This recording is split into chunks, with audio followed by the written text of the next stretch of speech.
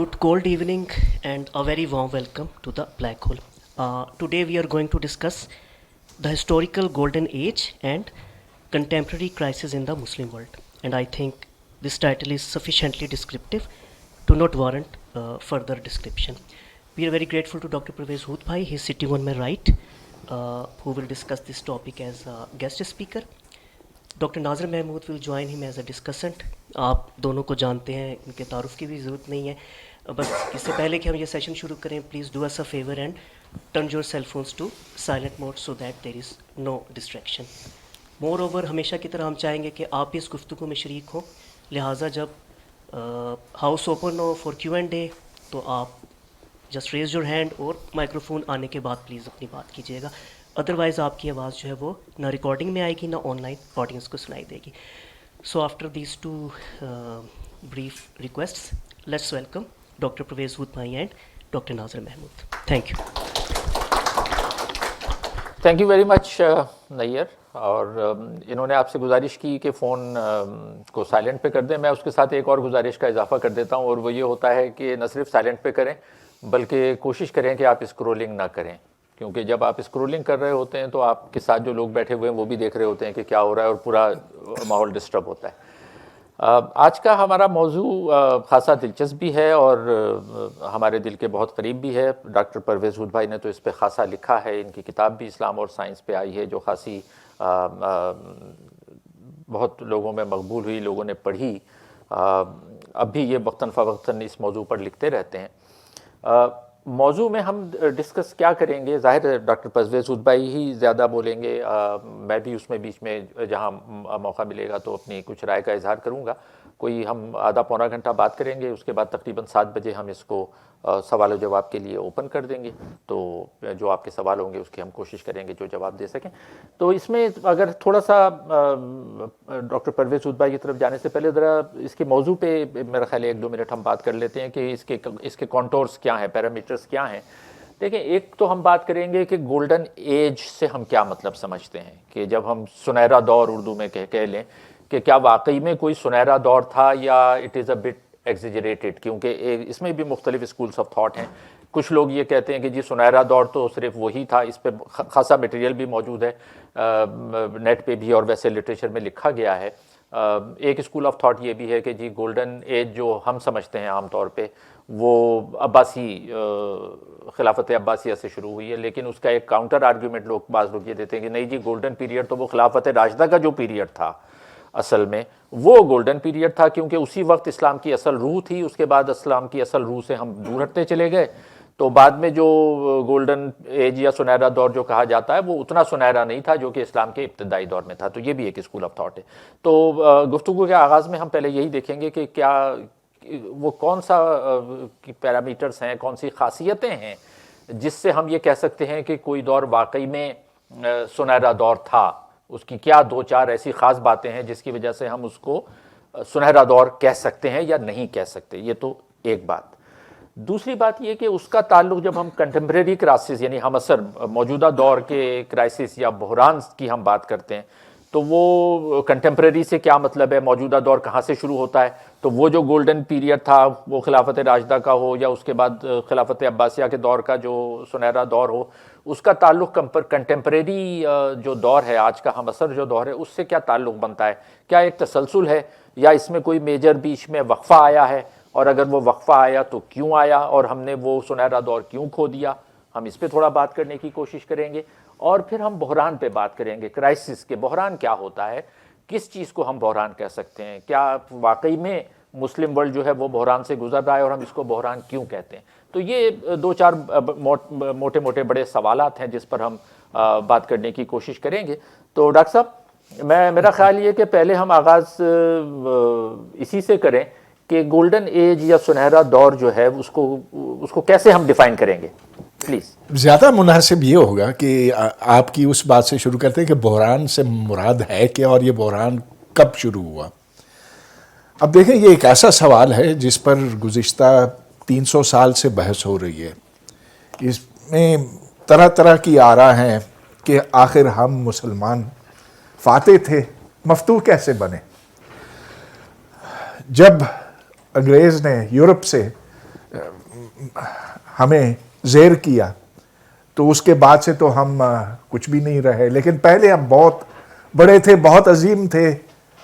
کیا اسباب ہیں کہ ہم گر گئے؟ اور اتنا گرے ہیں کہ ہر دور میں یہ سوال کیا گیا. آج ہم یہ دیکھتے ہیں کہ غزہ میں اسرائیل پورے اس شہر کو ملیم میٹ کر گیا، لیکن مسلمان ملک، مسلمانوں کی آبادی کتنی؟ 1.5 ارب، 1500 ملین ہے، جبکہ اسرائیل کی آبادی 8 ملین ہے. 8 ملین یعنی کہ کراچی کا 1/3. تو پھر کیا سبب ہے اس کا؟ سوال تو بہت پرانا ہے، لیکن چلیے ہم بالکل شروع سے شروع کرتے ہیں. تو رسول اللہ کا انتقال ہوا تھا سن 632 میں، اور اس وقت عرب کا بیشتر حصہ ان کی قیادت میں فتح ہو چکا تھا. ان کے انتقال کے 100 سال بعد آپ دیکھتے ہیں کہ اسلام کہاں سے کہاں تک پھیلا تھا. تو آپ کو اچھی طرح سے یاد ہے، کچھ تاریخیں تو آپ کو یاد ہوں گی. ایک تاریخ تو آپ نہیں بھولیں گے کہ کبھی 712 جب محمد بن قاسم سندھ پہنچا تھا. اس سے 1 سال پہلے یعنی کہ 711 میں طارق بن زیاد ہسپانیہ، اسپین تک پہنچا تھا. تو یہ دیکھیں کہ یہاں سندھ، ہندوستان، وہاں اسپین، اور یہ صرف 100 سال کے اندر ہوا، اس سے بھی کم عرصے کے اندر ہوا. اچھا، جیسا کہ ناظر آپ نے کہا کہ یہ خلفائے راشدین کے زمانے سے شروع ہوا اور یہ پھیلاؤ جاری رہا اس کے بعد، اور اسی لیے بعض لوگ کہتے ہیں کہ یہ سنہرا دور تھا اسلام کا.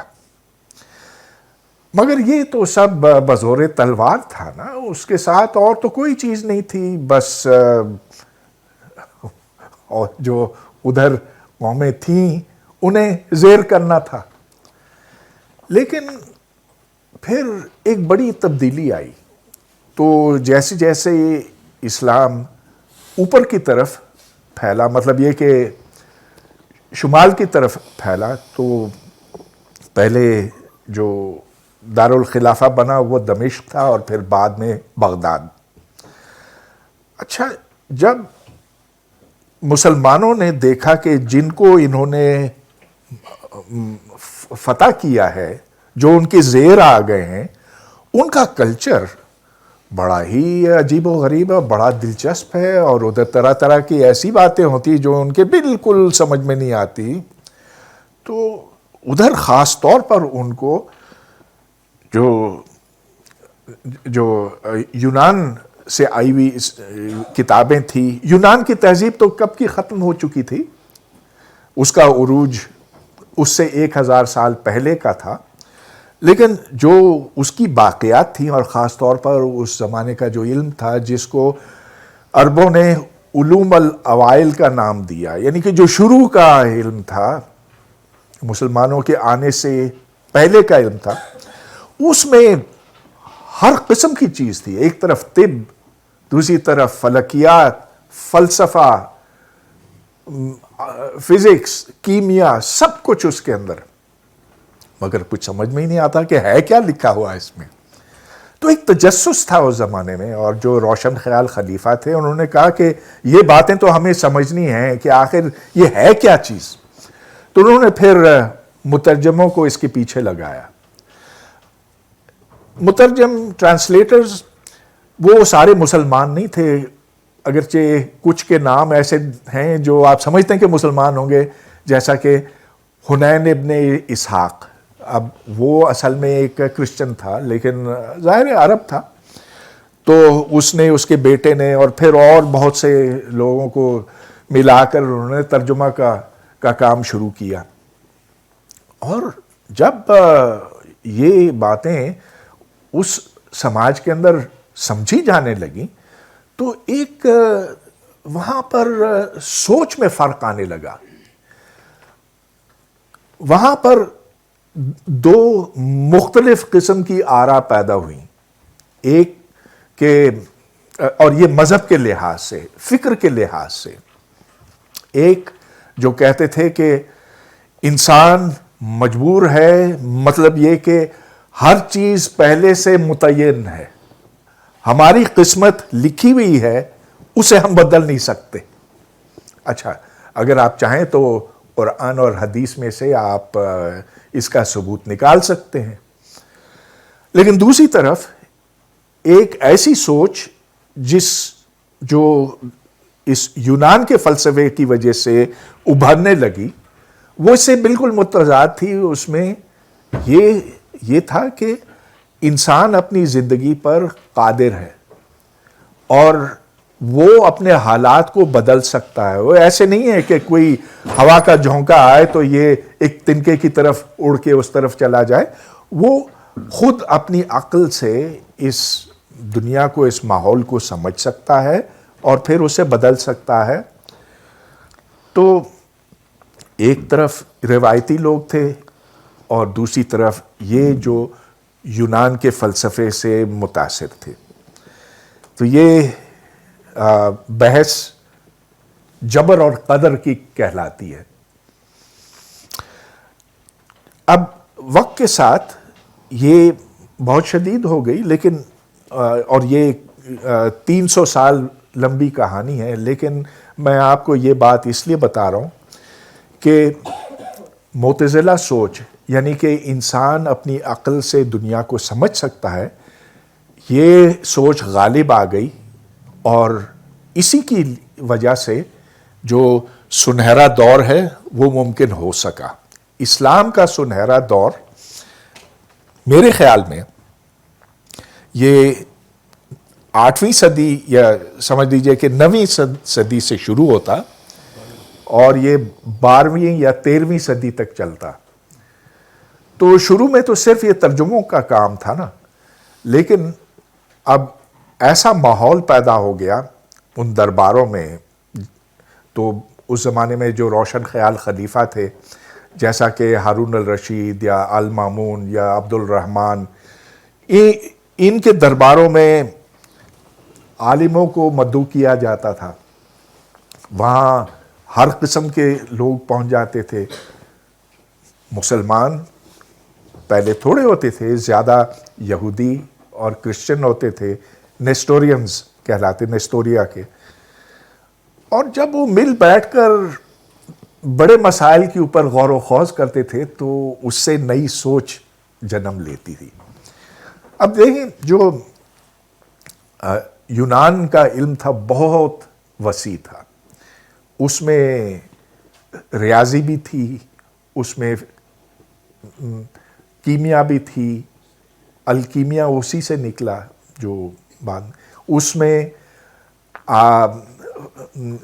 فلکیات، جو آسمانی اجسام ہیں ان کی حرکت کو دیکھنا، اس کو ریکارڈ کرنا، اس سے نتائج برآمد کرنا، اور طب، اور یہ ساری چیزیں اگر آپ دیکھیں تو جیسا کہ آج بھی ہم اسکول میں پڑھتے ہیں پائتھاگورس تھیورم، تو یہ اس سے 1000 سال پہلے کی بات تھی. یا آرکیمیڈیز پرنسپل، وہ بھی گریک. تو یہ تمام چیزیں جب آنے لگی تو ایک تجسس پیدا ہوا، اور اس تنوع سے، اس فکری انقلاب سے یہ ممکن ہو سکا.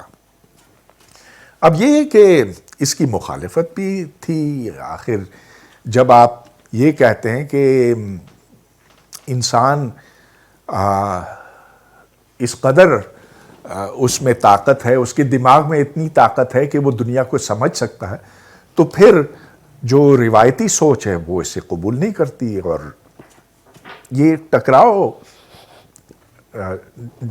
معتزلہ اور اشعری، یہ دو مکاتب فکر بنے، ان کے بیچ میں یہ ٹکراؤ شدت اختیار کر گیا.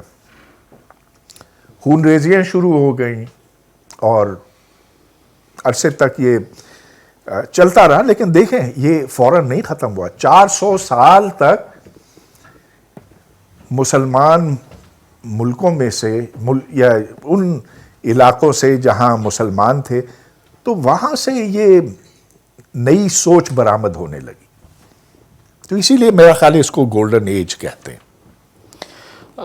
میں اس میں تھوڑا ایک دو چیزیں ایڈ کروں. ضرور. میرا یہ خیال ہے کہ گولڈن ایج کی یا سنہرے دور کی بہت ساری تعریفیں ہو سکتی ہیں. اگر اس کو ہم ایکسپینشن کے لحاظ سے دیکھیں، جیسے ابھی آپ نے کہا کہ وہ جو ریپڈ ایکسپینشن تو وہ تو شروع کے 100 سال میں ہی ہو گئی تھی. تو اگر تو کسی گولڈن ایج کی تعریف یہ ہے کہ اس میں اسلامی امپائر جو ہے وہ کتنی پھیلی، تو اس لحاظ سے تو کہہ سکتے ہیں کہ جو پہلے 100 سال تھے وہ بھی گولڈن ایج تھے. لیکن یہ میرے خیال ہے ایک ناکافی قسم کی تعریف ہوگی کسی سنہرے دور کی. سنہرے دور میں جو 2-3 چیزیں اہم ہیں ہمارے لحاظ سے انٹلیکچولی اگر دیکھا جائے، جو اب اس وقت ہم نہیں دیکھ رہے مسلم ملکوں میں یا مسلم معاشروں میں نہیں دیکھ رہے، تو دانشورانہ طور پر ایک کسی معاشرے کو ایک اچھا یا سنہرا میرے خیال میں اسی وقت کہا جا سکتا ہے جب وہاں غور و فکر کی آزادی ہو، بڑی حد تک ایکسپیریمنٹیشن کی، تجربات کرنے کی آزادی ہو، اور وہ تجربے اور غور و فکر کے نتیجے میں جو نتائج اخذ کیے جائیں ان کو لکھنے کی آزادی ہو، اور لکھنے کے بعد اس کی ترویج و اشاعت یعنی اس کی کاپی کر کے اس کو لوگوں تک پہنچانا اس کی آزادی ہو. تو یہ اگر ہم اپلائی کریں تو یہ ہمیں، جیسے ڈاکٹر صاحب نے کہا کہ یہ ہمیں 750 کے بعد ہمیں زیادہ نہ، 750 سے امیڈیٹلی تو نہیں شروع ہوا یہ، گو کہ کچھ اکا دکا لکھنے والے اس سے پہلے بھی کام کرنا انہوں نے شروع کر دیا تھا، یعنی نہ صرف فلسفے اور سائنس میں بلکہ جو دوسرے اس وقت مسالک مکتبہ فکر مذہب میں بھی آ رہے تھے تو وہ کام کر رہے تھے. جو یعنی اگر آپ دیکھیں تو 699 اور 700 کا سال جو ہیں، یہ ایک سال کا فرق اکثر تاریخ میں ملتا ہے، کہیں پر 711 12، اسی طرح 699 اور 700. تو اب دیکھیں کہ جو وہ پیریڈ تھا اس میں نہ صرف یہ کہ اس پہ کام ہو رہا تھا بلکہ فقہی طور پر بھی کافی لوگ کام کر رہے تھے. اور وہ جیسے 700 یا 699 ہی یہ امام جعفر صادق کی بھی پیدائش کا سال ہے، اسی سال حضرت امام ابو حنیفہ کی بھی ولادت ہوتی ہے. پھر جو دوسرے 4 جو ٹوٹل 4 ائمہ ہیں اور 5ویں امام جعفر صادق، وہ سارے اسی دور میں آگے بڑھ رہے تھے، اور ان پر کچھ جو خلفاء کے دور میں ان پہ ظلم بھی ہوئے. اسی طرح سے جو سنہرا دور جو تھا وہ آزادی کا دور اگر ہم کہیں تو وہ ان انٹرپٹیڈ نہیں تھا. ان انٹرپٹیڈ اس لیے نہیں تھا کہ اس میں بیچ میں ایسے دور آ گئے کہ جس میں جب ایک خلیفہ فوت ہو گیا اور دوسرا خلیفہ آ گیا تو اس نے پچھلے والوں کو ٹارگٹ کرنا شروع کیا. اگر ہم معتزلہ کی ہی مثال لیں تو ہارون رشید اور مامون کا دور تو بلا شبہ بڑی حد تک ایک اوپن تھنکنگ کا دور تھا، لیکن اس میں بھی ہمیں کہیں نہ کہیں جو ہے وہ ایک تھوڑی سی ایکسٹریمزم نظر آ جاتی ہے، کیونکہ خود مامون الرشید کے دور میں بھی انہوں نے جو لوگ ان کے اپنے خیال سے معتزلہ سے متفق نہیں ہوتے تھے ان کو بھی ٹارگٹ کیا گیا. تو یہ دونوں چیزیں ساتھ ساتھ چل رہی تھیں. ایسا نہیں تھا کہ ہر ایک کو کہنے سننے کی، لکھنے کی، پڑھنے کی آزادی تھی. بیچ میں ایسے پیریڈ آ جاتے تھے کہ جس میں جب وہ خلیفہ ناراض ہو جاتے تھے تو وہ سوچنے سمجھنے والے لوگوں سے کو ٹارگٹ کرتے تھے. اور مامون کے فوت ہونے کے بعد معتزلہ کا دور کوئی 10-15 سال اور چلا، لیکن اس کے بعد ان پر بھی بہت شدید تشدد کر کے ان کو ختم بھی کرنے کی کوشش کی گئی. تو یہ ایک چھوٹا سا میں ایڈ کرنا چاہ رہا تھا. اچھا ڈاکٹر صاحب، میں پھر یہ بھی چاہوں گا کہ یہ جو تقریباً 500 یہ بالکل یہ تخت کی جنگ تھی کہ کون خلیفہ بنے، جی وہ بھی ساتھ ساتھ، اور اس میں ایسے مذہبی مسائل خامخواہ اٹھائے گئے جو میں سمجھتا ہوں کہ غیر ضروری تھے. مثال کے طور پہ خلق قرآن کا. اب یہ سوال کہ کیا قرآن ہمیشہ سے تھا یا قرآن وجود میں آیا، اس کی تخلیق ہوئی، یہ ایک سوال ایسا ہے کہ آج ہم یہ حیران ہیں کہ اس کے اوپر قتل و غارت کیوں ہوئی تھی. لیکن اسی کی وجہ سے بہت ان کے آپس میں لڑائیاں ہوتی تھیں، خون ریزیاں ہوتی تھیں. بہرحال سوری آپ جی جی کچھ یہ خلق قرآن کا مسئلہ یا خود جو یعنی ڈیوائن پیرامیٹرز یعنی جو خدائی صفات ہیں خود اس پر ڈس ایگریمنٹس ہوتے رہے کہ آپ خدا کو کیسے ڈیفائن کریں گے.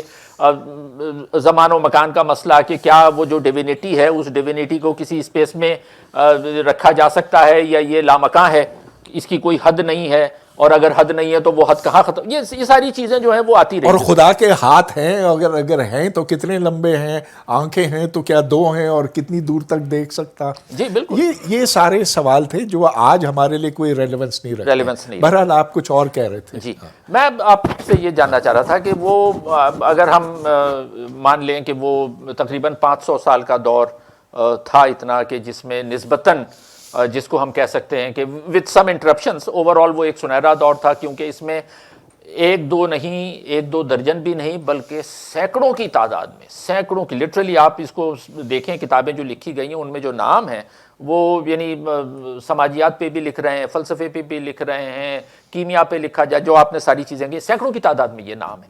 تو یہ سارے لوگ جو اتنا کام کر رہے تھے اس میں یہ ایبرپٹلی کیا وہ سنہرا دور ختم ہوا، یا آپ کے خیال میں یہ گریجول ڈکلائن تھا؟ بعض لوگ یہ کہتے ہیں، آپ نے بھی اس پہ لکھا بھی ہے، کہ وہ امام غزالی اور ابن رشد والا ابن رشد تھوڑے بعد کے تھے، ظاہر ان کا براہ راست تو کوئی وہ نہیں تھا، یہ ایک دور کے لوگ نہیں تھے. امام غزالی کا انتقال ہو گیا تھا 1111 میں، اور اس کے کوئی 10-15 سال بعد وہ ابن رشد کی ولادت ہوئی جنہوں نے اس سے ڈس ایگری کیا. لیکن بعض لوگ یہ کہتے ہیں کہ جی وہ ایک بریکنگ پوائنٹ تھا اور کہ اس سے یہ اس کا اختتام شروع ہوا. لیکن ایک اور اسکول آف تھاٹ یہ ہے کہ بھئی صرف غزالی کو مورد الزام ٹھہرانا ٹھیک نہیں ہے. ایسا نہیں ہوتا کہ کوئی ایک بندہ اٹھے اور وہ سارے کو تبدیل کر دے، اور بھی بہت سارے عوامل تھے. آپ کا کیا خیال ہے؟ ہاں تو پرانا سوال ہے، کوئی نئے جواب اس کے ہو نہیں سکتے. ایک خیال، ایک رائے یہ ہے کہ منگولوں نے حملہ کیا، بغداد کو انہوں نے منہدم کر دیا، ادھر لاشوں کا ڈھیر لگ گیا، اور یہ 1258 کی بات ہے. اور چونکہ یہ مسلمانوں کا دارالخلافہ تھا، تمام علوم کا مرکز تھا، تو اسے جب ختم کر دیا گیا تو اس سے پھر دوبارہ اٹھنا ممکن نہیں ہو سکا. ہاں یہ کچھ لوگ کہتے ہیں کہ یہ حقیقت ہے، لیکن سوچا جائے تو دیکھیں اس سے بھی بڑے سانے ہوئے. ایٹم بم گرایا گیا ہیروشیما کے اوپر، لیکن کچھ سالوں کے اندر وہ شہر پھر اٹھ کھڑا ہوا. قومیں ختم ہو جاتی ہیں، تقریباً ختم ہو جاتی ہیں، لیکن پھر اٹھ جاتی ہیں. تو میرا خیال ہے کہ اس میں کوئی اتنی زیادہ صداقت نہیں. لیکن جو دوسری بات آپ نے کی نا، کہ جو فکری تبدیلی آئی اس نے پھر سنہرے دور کو ہمیشہ کے لیے ختم کر لیا. ہمیشہ سے مطلب یہ کہ اب تک ہم اس میں سے نکل نہیں سکے ہیں. امام غزالی کو عموماً مورد الزام ٹھہرایا جاتا ہے. تھوڑا سا یہ دیکھا جائے کہ بحث تھی کیا اس حوالے سے. تو امام غزالی کا یہ مدعا تھا کہ عقل آپ کو کچھ آگے لے جاتی ہے، لیکن بالآخر یہ آپ کو دھوکہ دیتی ہے، اور اصل چیز ہے ایمان. تو مثال کے طور پر انہوں نے کہا کہ ریاضی، ہاں بے شک بڑی اچھی چیز ہے، ریاضی اور منطق آپ جب پڑھتے ہیں تو بڑا مزہ آتا ہے اس سے، اور جب آپ کوئی سوال حل کرتے ہیں تو پھر آپ کو وہ چسکا لگ جاتا ہے کہ بس اب ہم یہ کرتے چلے جائیں. اور پھر آہستہ آہستہ آپ ہر چیز کا پھر ثبوت مانگنے لگتے ہیں، اور جب آپ ہر چیز کی دلیل اور ثبوت مانگنے لگتے ہیں تو پھر کفر کے راستے کھل جاتے ہیں. تو یہ بالکل ویسی چیز ہے جیسا کہ اگر آپ کچھ زیادہ شطرنج کھیلیں نا تو چسکا لگ جاتا ہے، یہ نشے کی طرح ہو جاتا ہے. لہٰذا कच्चे जहनों को, और ये उनका कहना है कि कच्चे जहनों को इससे गुरेज करना चाहिए। अब कच्चा जहन क्या है और पक्का क्या है हम नहीं जानते। बहरहाल ये उनका फरमान था कि कीप अवे फ्रॉम इट। फिर वो इस बात पे मुसिर थे कि अल्लाह हर चीज़ पर कादिर है और उसके हुक्म के बगैर कोई चीज़ नहीं होती, कोई पत्ता भी नहीं हिलता। अब इस चीज़ को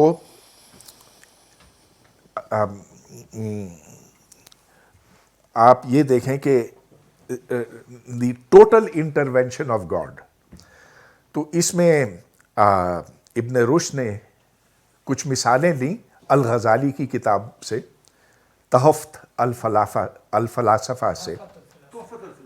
तोहफ़्त अल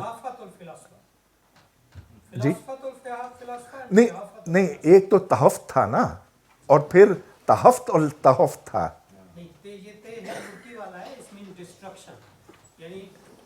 रिजेक्शन, हाँ जी जी जी, उस हाँ नो इट्स ओके, इट्स नहीं, लेकिन आपकी आवाज़ नहीं जाएगी ना। अच्छा, मैं सिर्फ ये कह रहा जी था जी कि हरचंद के थोड़ा फ़र्क था उनके अदवार में, जैसा कि नाज़िर साहब ने जिक्र किया है। उनकी डिबेट ये थी कि इमाम गज़ाली साहब वो फ़लसफ़े के ख़िलाफ़ थे। उन्होंने लिखा तिहाफ़तुल फ़िलासफ़ा, पहले लिख गए थे फ़लसफ़ियों की बकवास। उसके ऊपर इब्न रुश्द ने लिखा था फ़िलासफ़तुल फ़िलासफ़ा, फ़लसफ़ियों का असल फ़लसफ़ा क्या है। तो ये दैट वाज द डिबेट। ठीक ठीक। और जो मिसालें आपने बिल्कुल सही कहा, मेरा ख्याल ये ते है, अच्छा चलिए, तलफ़ुज़ में फ़र्क हो सकता है, हाँ चलिए। लेकिन जो इब्न रुश्द ने मिसालें दी ना, वो बड़ी मेरा ख्याल है कि वाज़े करती हैं कि साइंसी सोच और गैर साइंसी सोच में फ़र्क क्या है, मंतकी सोच और गैर मंतकी सोच में क्या है। तो मिसाल के तौर पर इमाम गज़ाली ने ये लिखा कि आप ये समझते हैं कि रोटी खाने से हमें तस्कीन का एहसास होता है, ऐसा नहीं होता। असल में अल्लाह ताला फरिश्ते भेजता है और वो फरिश्ते फिर आप में वो तस्कीन का एहसास पैदा करते हैं। एक और मिसाल, दो तीन मुझे याद हैं। एक और मिसाल ये कि अगर आप रुई को माचिस से, अगर आप माचिस जलाकर रुई के नज़दीक पहुंचाएं तो रुई आग पकड़ती है और आप समझते हैं कि उस माचिस की वजह से उसको आग लगी, लेकिन असल बात यह है कि अल्लाह ताला ने फरिश्ते भेजे और उन फरिश्तों ने उसे जलाया। और फिर एक तीसरी मिसाल, वो भी बहुत इस सोच को वाज़े करती है कि अगर एक तीर है और वो तीर अपने हदफ की तरफ यूं बढ़ रहा है, तो आप कहते हैं कि ये तीर अपने हदफ को पहुंचेगा, बिल्कुल उसके नज़दीक पहुंचा और नज़दीक पहुंचा और नज़दीक पहुंचा, लेकिन आप ये नहीं कह सकते कि वो तीर हदफ को जाके लगेगा।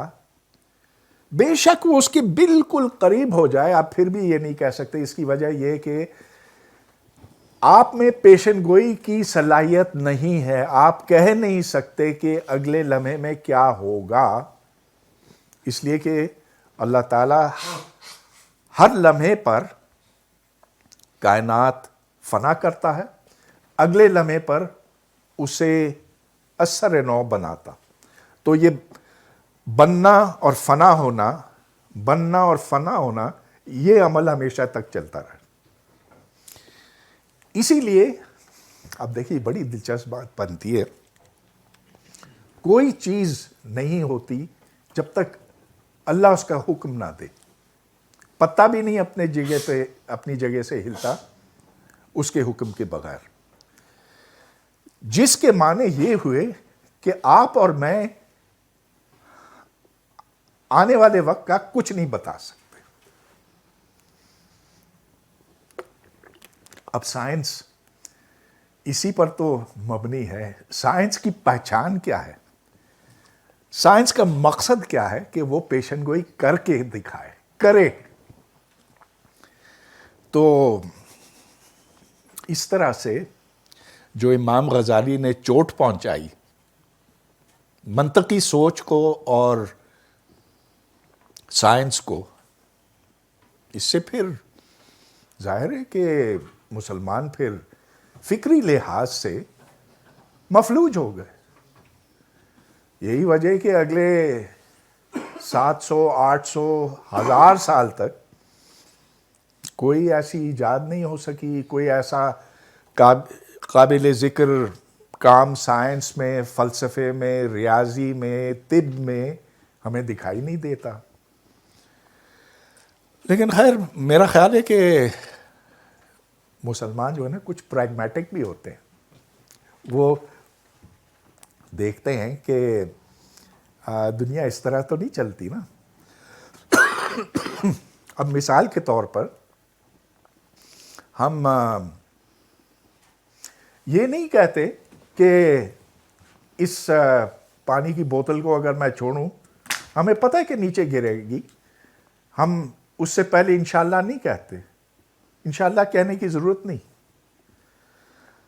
اب اگر آپ کو کوئی بیماری لگ گئی ہے، کووڈ لگ گیا، چلیے آپ بچیں گے نہیں بچیں گے اس میں انسرٹنٹی تو ہے، لیکن اگر آپ نے ویکسین کرائی ہوئی ہوتی تو 95% چانس ہے آپ بچ جائیں گے.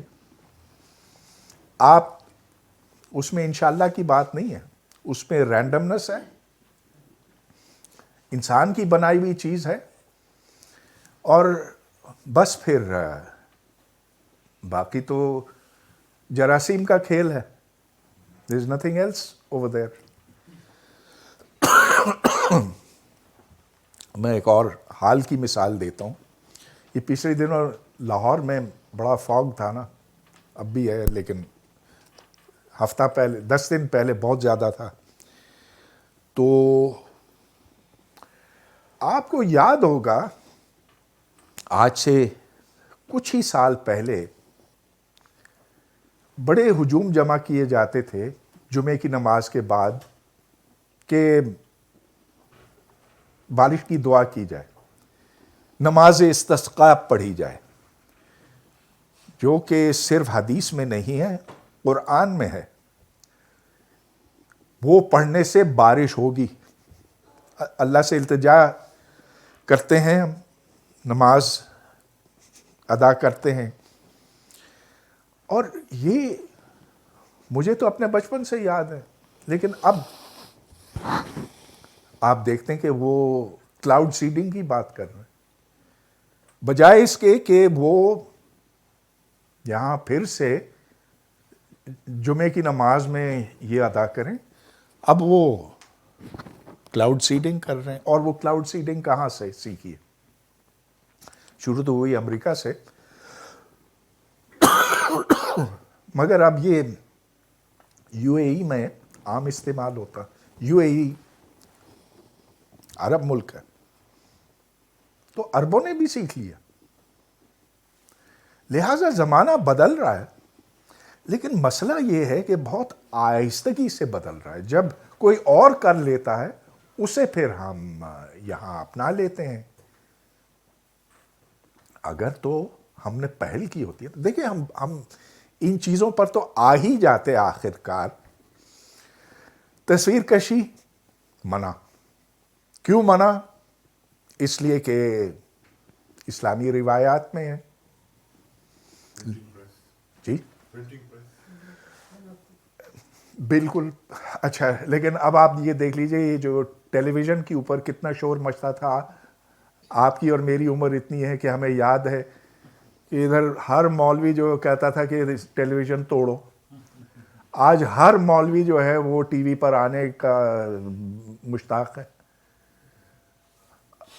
آپ نے جو دوسری بات کی پرنٹنگ پریس کی، اشاعت پر پابندی تھی. کیوں؟ اس لیے کہ اسلامی روایت کے خلاف ہے. اب تو تاج کمپنی چھاپتا ہے نا قرآن. کیا حرج ہے اس میں؟ مگر پہلے تو ان کے ہاتھ کاٹ دیے جاتے تھے جن کے پرنٹنگ پریس ہوتے تھے. جی ناظر.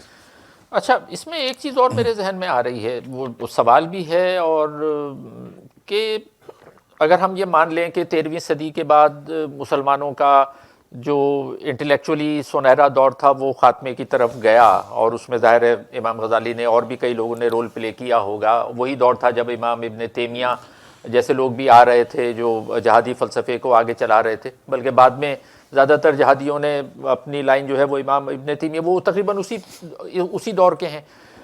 تو اس کے بعد غالباً ابن رشد جو تھے وہ مسلمانوں کے سنہرے دور کے آخری علمبردار تھے. اس کے بعد پھر ہمیں کوئی ایسا بڑا نام نظر نہیں آتا، شاید کوئی اکا دکا ادھر ہوں تو ہوں. لیکن جو سوال میرے ذہن میں آتا ہے وہ یہ ہے کہ اس کے بعد 3 بڑی مسلم سلطنتیں رہیں. یعنی پہلے جب وہ عباسی سلطنت ختم ہوئی، اس دور میں ایک اور چیز اہم ہے جس پہ تھوڑی سی بات کرنا ضروری ہے کہ صلیبی جنگیں بھی اسی دوران میں ہوئیں، اور یہ کہا جاتا ہے، اس کے ایویڈنس بھی موجود ہیں، کہ وہ ان صلیبی جنگوں کا ایک اثر یہ ہوا تھا کہ انہوں نے جو عیسائی آبادی تھی جو بہت بڑی تعداد میں اس جنگوں میں شامل رہی، اور سولجرز وغیرہ، جب وہ یہاں مسلمانوں کے علاقوں میں آئے اور یہاں کی انہوں نے ترقی دیکھی اور بہت ساری چیزیں وہ یہاں سے لے کر واپس یورپ گئے. اور جب وہ یورپ میں واپس گئے تو اس نے جو ابتدائی جو بیج تھے نشاط ثانیہ کے یا رینیسانس کا جو پیریڈ تھا، وہ رینیسانس کی جڑیں اصل میں صلیبی جنگوں سے بھی کسی نہ کسی طرح سے ملتی ہیں. اس مسلمانوں کے دور کی جو ترقی تھی علمی اور سائنسی اور ٹیکنالوجیکل، اس سے انہوں نے سیکھا. لیکن سوال یہ ہے کہ مسلمانوں کی جو 3 بڑی سلطنتیں اس کے بعد بنی، ایک تو سلطنت عثمانیہ، دوسری سلطنت مغلیہ، یہاں مغلیہ سلطنت، اور تیسری ایران میں صفوی خاندان. یہ تقریباً تینوں کنٹمپریری ہیں، یہ ہم عصر ہیں. اچھا، اب سوال یہ پیدا ہوتا ہے کہ ان تینوں میں سے کسی نے بھی اس طرف دھیان نہیں دیا کہ وہ یورپ میں جو نشاط ثانیہ یا رینیسانس کا جو پیریڈ ہو رہا تھا، اور جو یورپ نے اب وہ علمی تحقیق کا اور سائنسی تحقیق کا علم اٹھا لیا تھا، اور وہ جو گلیلیو پیدا کر رہے تھے، نیوٹن پیدا کر رہے تھے، اور ان کو کام کرنے کی آزادی تھی بڑی حد تک. گلیلیو کے اوپر تو خیر وہ اس کو تو معافی مانگنی پڑی تھی، جورڈانو برونو کو جلایا بھی گیا تھا، یہ ایسے بھی واقعات تھے، لیکن مجموعی طور پہ وہ سائنسداں کام کر رہے تھے. تو میرے ذہن میں جو سوال آ رہا ہے، میں آپ سے جاننا چاہوں گا کہ اس کی کیا وجہ سمجھ میں آتی ہے کہ وہ تینوں بڑی سلطنتیں وہ بہت امیر تھیں. سلطنت مغلیہ بھی بہت امیر تھی، عثمانیہ آٹومن امپائر بھی بہت امیر تھی، صفوی خاندان بھی وہ امیر تھا، لیکن وہ شیعائزم، ایران کو شیعہ بنانے والے وہ لوگ، وہ ان چکروں میں لگ گئے. ان تینوں میں سے کسی کا بھی دھیان اس طرف نہیں گیا کہ بھائی ہم کچھ علمی کام بھی کریں. آپ کا کیا خیال ہے؟ ہاں، بڑا دلچسپ سوال ہے. مغلیہ سلطنت کی طرف جاتے ہیں تو بہت شاندار محل بنائے، مقبرے بنائے، باغات بنائے، لیکن کوئی تجسس نہیں تھا ان میں. وہ کچھ سوال نہیں کرتے تھے کہ ایسا کیوں اور ویسا کیوں. مثال کے طور پر آپ نے گیلیلیو کی بات کی، تو گیلیلیو کے کچھ 50 60 70 سال بعد یہاں انگریز پہنچے، اور انہوں نے جہانگیر کے دربار میں سر ٹامس رو پہنچا جو ایمبیسڈر تھا، برطانیہ کا سفیر تھا، اور اس نے بتایا کہ یورپ میں اب سائنس بڑی ترقی کر رہی ہے، دیکھو ہم نے یہ چشمے بنائے ہیں، دیکھو ہم نے یہ دوربینیں بنائی ہیں، دیکھو ہم نے یہ پریشر گیج بنائے ہیں، وغیرہ وغیرہ. تو جہانگیر اور جو شہنشاہ اور جو اس کے اطراف کے حواریوں نے کہا ہاں ہاں بڑی اچھی چیز ہے، دکھاؤ. تو دیکھا اور کہا کہ اچھا یہ کتنے کا ہے، ہم لے لیتے ہیں، خرید لیتے ہیں. مگر کسی نے یہ نہیں پوچھا کہ یہ بنتا کیسے، اس کا اصول کار کیا ہے، یہ کیسے کام کرتا. تو शौक नहीं था, वो तजस्सुस नहीं था। अच्छा ये देखें कि अंग्रेज अपने साथ ढेर सारी बीमारियां भी लाया था। उसमें सिफिलिस भी था, उसमें टीबी भी था, उसमें कॉलरा भी था, ये सब कुछ। अब अंग्रेज मरता भी था वो जब जहाज़ों पर पहुंचा। अगर किसी को दिलचस्पी होती उस वक्त कि उन अमराज को वो रिकॉर्ड करे और उसकी अलामत बताए और नाम उसको कोई दे, ऐसा नहीं हुआ। ना ये हुआ कि उधर के हिंदुस्तान में जितने पौधे, जानवर, नबातात, उनको कैटेगराइज किया जाए।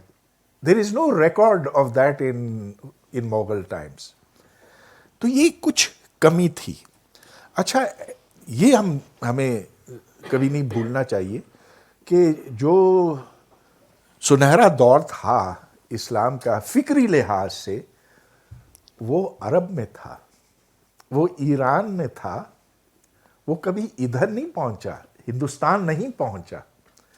लिहाजा मुगलों में जो कमी रही, और यही बात सफ़वी के बारे में कही जा सकती। अलबत्ता जो बात आपने की उस्मानिया के बारे में, सल्तनत उस्मानिया जो यूरोप से ज़्यादा करीब है, तो उधर कुछ ज़्यादा दिलचस्पी का इजहार किया गया। और उन्होंने जो तोपें हैं वो यूरोप से मंगवाकर उस तरह की तोपें बनाई, रॉकेट्स बनाए। रॉकेट्स तो खैर इधर टीपू सुल्तान ने बनाए थे वो, मगर दैट वाज कॉपीड रियली। तो नई चीज़ तख्लीक करने का जो एक ज़ोर था वो नहीं था।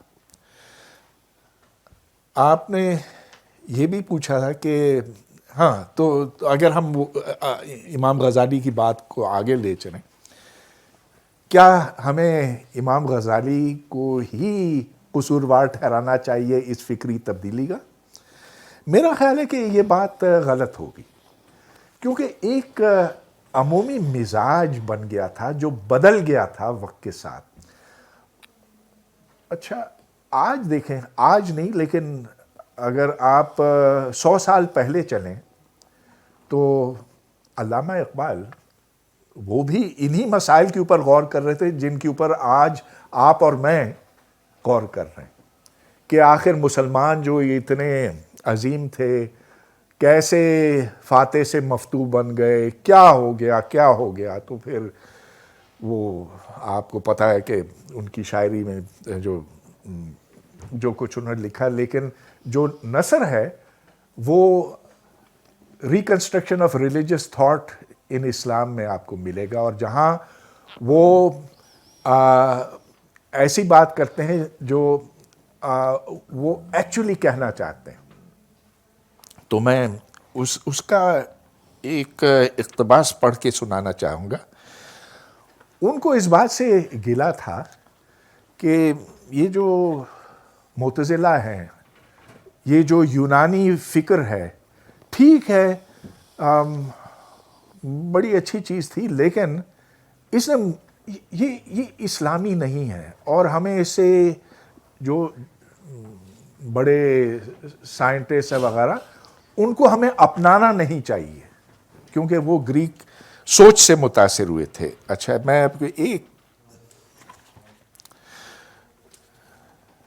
हाँ, तो ये reconstruction of religious thought in इस्लाम का एक इक़्तिबास मैं पढ़ के सुनाना चाहूँगा आपको। Greek philosophy has been a great cultural force in the history of Islam. Yet, a careful study of the Quran and the various schools of scholastic theology that arose under the inspiration of Greek thought disclosed the remarkable fact that while Greek philosophy very much broadened the outlook of Muslim thinkers, on the whole, it obscured their vision of the Quran. یہ جو Greek thought یونان کی فکر تھی, اس نے اسلام کی کوئی خدمت نہیں کی, اس نے ہمیں بھٹکا دیا. اچھا, ان کو علامہ اقبال کو دو ایسے مفکر ہیں جو خاص طور پر بہت برے لگتے ہیں. ایک ہیں الفارابی اور دوسرے ہیں ابن سینا. تو فرماتے ہیں, عروق مردہ مشرق میں خون زندگی دوڑا, سمجھ سکتے نہیں اس راز کو سینا و فارابی. تو سینا اور فارابی وہ نہیں جان سکتے کہ اصل اسلام کیا ہے, کہ اس میں جو خون دوڑتا ہے, جو ایمان کی حرارت ہے, وہ اس سے آشنا نہیں ہے. وہ بس جو یونان کی عظمت ہے اس کے نتیجے میں ہے, اس سے آگے کچھ نہیں. They are not real Muslims. اور فلسفے کے خلاف بھی بہت سخت انہوں نے لکھا ہے. کچھ کہا کہ یہ جو فلسفہ ہے یہ آپ کو بالکل بھٹکا دے گا.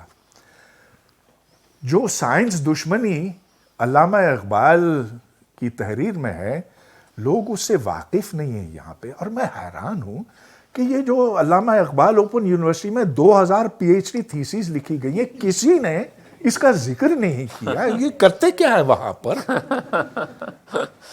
میں تھوڑا سا اس کا اقتباس آپ کو پڑھ کے سناتا ہوں یہاں پر.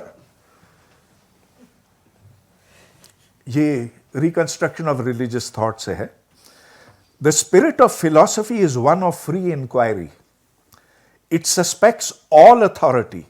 Its function is to trace the uncritical assumptions of human thought to their hiding places.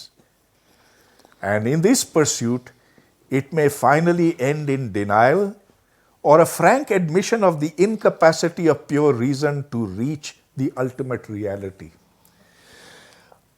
مطلب یہ کہ سچائی تک آپ کو عقل پہنچا ہی نہیں سکتی. ایک ہی چیز ہے جو آپ کو صحیح جگہ پہ پہنچائے گی, اور وہ ہے ایمان. یہ سائنس کوئی کام کی چیز نہیں. اچھا آگے, اب یہ ان کی شاعری میں سے, اس قوم میں ہے شوخی اندیشہ خطرناک, جس قوم کے افراد ہوں ہر بند سے آزاد. گو فکر خدا داد سے روشن ہے زمانہ, آزادی افکار ہے ابلیس کی ایجاد. آزادی فکر ہے ابلیس کی ایجاد. تو اب ہمارے اگر روشن خیال علماء ایسی سوچ کے حامل ہیں تو پھر تو کرائسس تو آنا ہی آنا. میرے خیال ہے ہم فلور کو اوپن کرتے ہیں اب.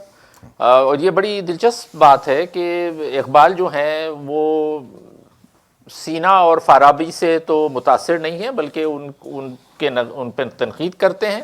تو لیکن وہ ان کے یہ جو بات کرتے ہیں وہ پیچ و تاب اور سوز و ساز, وہ رومی اور رازی کی بات کرتے ہیں. تو وہ سینا اور فارابی کے بجائے رومی اور رازی بھی وہ فلسفی رازی نہیں, کیونکہ رازی بھی دو ہیں, ایک امام رازی ہیں اور ایک جو سائنسداں تھے رازی. تو یہ جس رازی کی بات کرتے ہیں وہ امام رازی کی بات کرتے ہیں, یہ اس فلسفی رازی کی بات نہیں کرتے. رازی رومی اور رازی سے زیادہ متاثر ہے. خیر, تو now floor is open.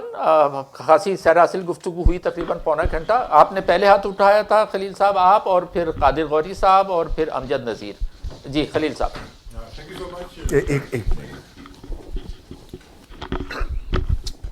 you so much. ذرا نزدیک کریں. Thank you so much. Very enlightening discussion. Couple of points. Number one, please don't tell Allama Iqbal that I live on Ibn Sina Road. Number two, a story. I like walking, and halfway I stopped for a cup of tea. One day I stopped, and next table there were 4 youngsters speaking in Punjabi, and they were talking about Tariq bin Ziyad, how this young lad conquered Spain and burnt his boats and whatnot. And they were speaking in Punjabi. And I couldn't control myself. I went over. I said, excuse me, یار اے تو دسو طارق بن زیاد دے نال کتنے پنجابی سیگے ٹھیک ہے نا. That was my first question. This Muslim world, can you imagine that we are sitting in Paris and this thing, historical golden age and contemporary crisis in the Christian world, in Berlin, in London, in New York? Isn't all this Muslim world colonial heritage? You mentioned earlier 1.5 billion Muslims, from Malaysia to all that. Isn't this golden age and Muslim world somehow imposed upon us? Isn't that the real problem? Thank you.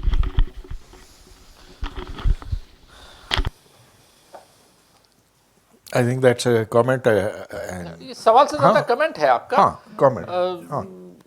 کہ میں جہاں تک یہ سمجھاؤں آپ یہ کہنا چاہ رہے ہیں کہ یہ اتنا ریلیونٹ یورپ میں تو یہ بات نہیں کی جاتی کہ بھئی وہ کرسچن ورلڈ کرائسس میں ہے, یہ ہمارے یہاں ہی یہ باتیں کی جاتی ہیں. اب ہم ہیں کرائسس میں تو اب کیا کریں. وہاں کلائمیٹ چینج آ رہا ہے, اکنامک ایشوز وہاں بھی ہیں.